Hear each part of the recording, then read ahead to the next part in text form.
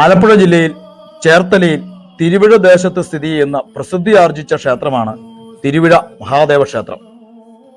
നീലകണ്ഠനായ ഭഗവാന്റെ സങ്കല്പത്തിലുള്ള പരമശിവന്റെ പ്രതിഷ്ഠയുള്ള ഈ ക്ഷേത്രത്തിൽ ഉപദേവതകളായി ഗണപതി, അയ്യപ്പൻ, മഹാവിഷ്ണു, നാഗദൈവങ്ങൾ, യക്ഷിയമ്മ, അറുകൊല, കാപ്പിനി മുത്തപ്പൻ എന്നിവർക്കും പ്രതിഷ്ഠകളുണ്ട്.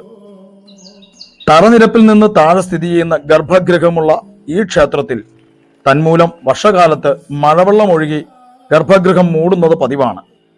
കൈവിഷദോഷം പരിഹരിക്കുന്ന ഈ ക്ഷേത്രത്തിലെ ഭജനം ഉത്തമമാണെന്ന് വിശ്വസിച്ചു വരുന്നു.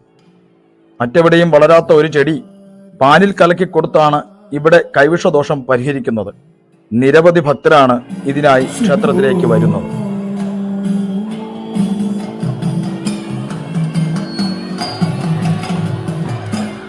തിരുവിഴ ക്ഷേത്ര സ്ഥാപനത്തെക്കുറിച്ചുള്ള വിശദമായ ഒരു കഥ ഐതിഹ്യമാലയിൽ വിവരിച്ചിട്ടുണ്ട്. തിരുവിഴ മഹാദേവനും അവിടുത്തെ മരുന്നുമെന്നാണ് ഐതിഹ്യമാലാകാരനായ കൊട്ടാരത്തിൽ ശങ്കുണ്ണി ഈ ഭാഗത്തിന് നൽകിയിരിക്കുന്ന പേര്. ഇതിൽ നിന്ന് തന്നെയാണ് ക്ഷേത്രത്തിലെ പ്രധാന ആകർഷണമായ പച്ചമരുന്നിനെ കുറിച്ചും പറയുന്നത്. തിരുവിഴ ക്ഷേത്രത്തിലെ ഏറ്റവും വലിയ പ്രത്യേകതയാണ് അവിടുത്തെ പച്ചമരുന്ന്. മറ്റെവിടെയും കാണാത്ത ഒരു പ്രത്യേകതരം ചെടി പാലിൽ കലക്കിയാണ് ഇത് കൊടുക്കുന്നത്. മനോവിഭ്രാന്തികൾ അടക്കുന്നതിന് ഇത് ഉത്തമ ഔഷധമായി കണക്കാക്കപ്പെടുന്നു. രാജ്യത്തിന്റെ പല ഭാഗങ്ങളിൽ നിന്ന് നിരവധി ആളുകളാണ് ഈ വിശേഷമറിഞ്ഞ് ഇത് സേവിക്കാൻ വരുന്നത്. ഈ ചടങ്ങ് തുടങ്ങാനുള്ള കാരണം തിരുവിഴ മഹാദേവനും അവിടുത്തെ മരുന്നും എന്ന ഭാഗത്ത് തന്നെ കൊട്ടാരത്തിൽ ശങ്കുണ്ണി വിവരിച്ചിട്ടുണ്ട്. അതിങ്ങനെയാണ്: ക്ഷേത്ര നിർമ്മാണവും കലശാദിക്രിയകളും കഴിഞ്ഞ് കുറച്ചു കാലം കഴിഞ്ഞപ്പോൾ ക്ഷേത്രത്തിൽ നിത്യേന ഒരു ഭ്രാന്തൻ വരാൻ തുടങ്ങി. അയാൾ ക്ഷേത്രത്തിൽ വരുന്നവരെയും പോകുന്നവരെയും നിരന്തരം ഉപദ്രവിക്കാൻ തുടങ്ങി. അവരിൽ ഏറ്റവും അധികം ഉപദ്രവങ്ങൾ ഏറ്റുവാങ്ങിയത് ക്ഷേത്രത്തിലെ പാത്രം തേപ്പുകാരനായിരുന്ന തലക്കാട്ട് നായരെയാണ്. ആദ്യമൊന്നും നായർ കാര്യമാക്കിയില്ലെങ്കിലും ഭ്രാന്തന്റെ ഉപദ്രവം കൂടാൻ തുടങ്ങിയതോടെ അദ്ദേഹം ഭഗവാനെ തന്നെ ശരണം പ്രാപിച്ചു. അങ്ങനെയിരിക്കെ ഒരു ദിവസം രാത്രി നായർക്ക് മഹാദേവന്റെ സ്വപ്ന ദർശനമുണ്ടായി.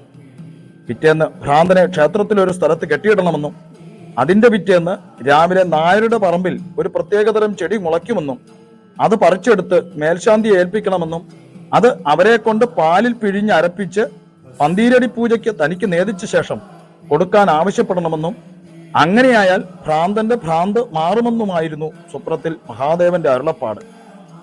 പച്ചമരുന്ന് കഴിച്ചാൽ 2 നാഴിക ഏകദേശം 48 മിനിറ്റോളം കഴിയുമ്പോൾ ചെറു ചൂടോടുകൂടി വെള്ളവും കൊടുക്കണമെന്നും പിന്നീട് 1 നാഴിക അതായത് 24 മിനിറ്റ് കഴിയുമ്പോൾ അയാൾ അത് ഛർദ്ദിക്കുമെന്നും അവസാനം ഉച്ചപൂജയ്ക്ക് യക്ഷിക്ക് നേദിക്കുന്ന പാൽപായസം കൂടി കൊടുത്താൽ ഭ്രാന്തന്റെ ഭ്രാന്ത് പൂർണ്ണമായും ഭേദമാകുമെന്നും കൂടി ഭഗവാൻ അരുൾ ചെയ്തു.